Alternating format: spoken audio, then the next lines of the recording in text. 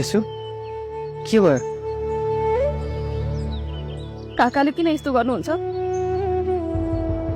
झन् बाबुआमा नभएका हामी टुरालाई आठ भरोसा दिनुपर्ने ठाउँमा उल्टै हाम्रो दुश्मन भन्नुभएको छ। जसरी हुन्छ मेरो बिहे गराउने भनेर लागि पर्नु भएको छ। योभन्दा अगाडि पनि 2-3 जना केटाहरूको कुरा ल्याइसक्नु भयो। मेरो जबरजस्ती बिहे गराएर उहाँले के साबित गर्नु खोज्नु भएको? काकाले भनेर हुन्छ?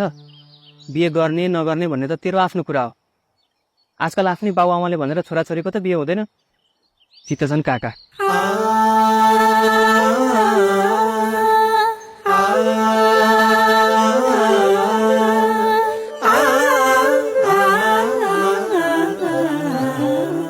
अब ढिला पनि हुन्छ, घाँस काटौ।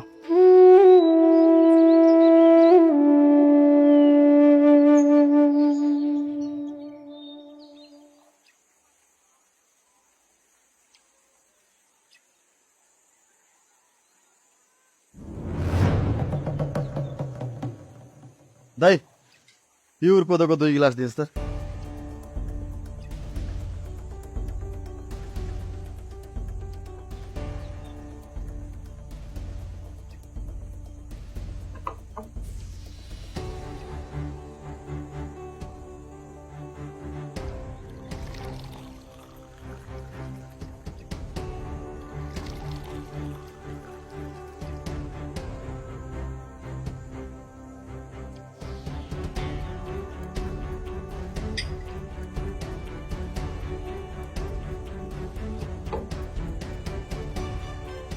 त्यो केसरीले मलाई लखङ्गो भनी यार।